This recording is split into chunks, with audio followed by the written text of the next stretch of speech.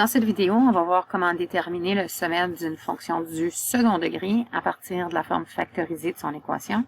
Alors, si j'ai par exemple cette forme factorisée d'une fonction du second degré, comment est-ce que je pourrais déterminer les coordonnées de son sommet facilement?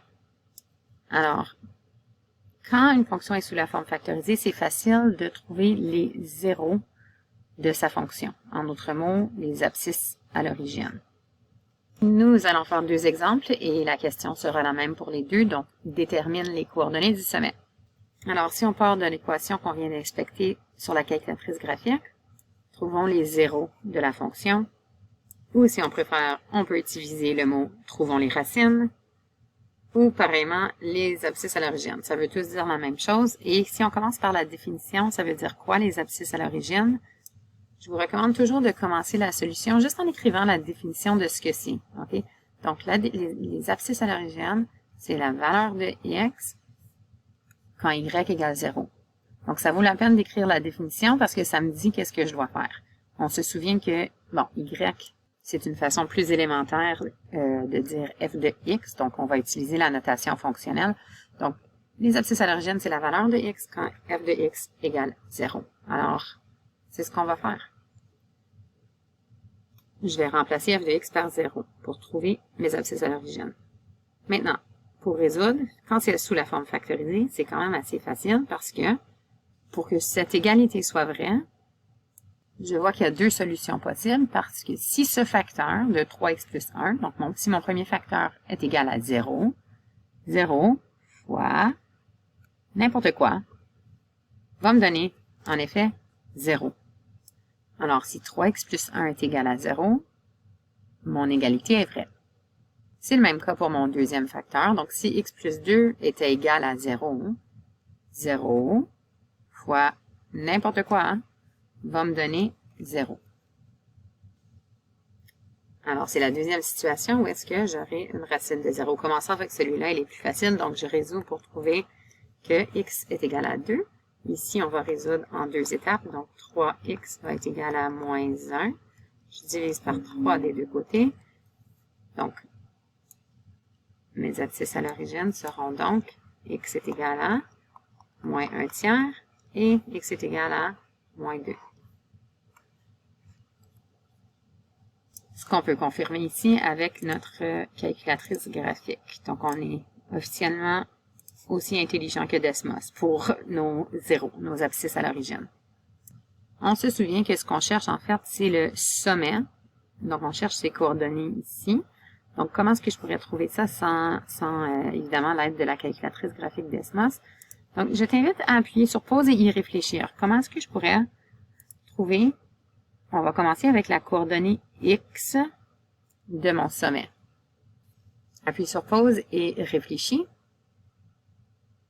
Allons donc voir une solution possible. Donc, tu auras peut-être réfléchi au fait que cette valeur de x va toujours se situer exactement entre les deux abscisses à l'origine. Donc, c'est vraiment son point milieu. Okay? La valeur de x sera le point milieu. Et pour trouver un point milieu, comme vous savez très bien, on fait la moyenne, en fait, de nos deux valeurs ici. Une autre façon de le regarder, en fait, si on regarde la ligne mauve qui coupe ma parabole symétriquement exactement dans son milieu, elle va évidemment passer par son sommet. C'est ce qu'on appelle l'axe de symétrie. Donc, on se souvient que l'équation d'une ligne droite, c'est tout simplement x est égal à cette constante. Donc, c'est ce qu'on cherche. Si je trouve l'axe de symétrie, c'est la même chose. J'ai trouvé la coordonnée x du sommet. Et en fait, c'est la moyenne de mes deux zéros. Ou en d'autres mots, le point milieu. Donc, quand on fait une moyenne, ou si on trouve le point milieu, en fait, ce qu'on est en train de faire, c'est qu'on fait juste additionner nos points et on divise par 2.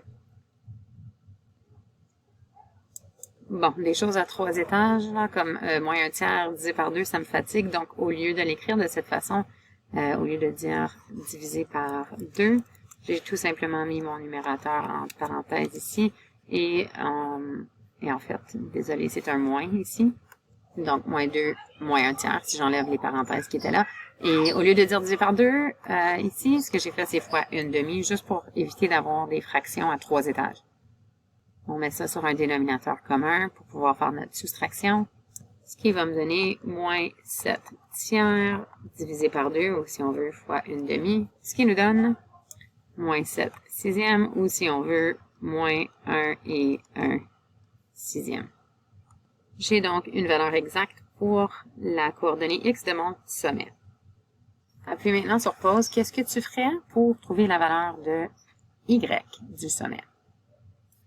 Alors, la première chose qu'on a fait, c'était de trouver les abscisses à l'origine pour ensuite aller trouver l'axe de symétrie qui est notre point milieu, ou en d'autres mots, la coordonnée x du sommet. Troisièmement, on va trouver la valeur de y quand x égale moins 7 sixièmes.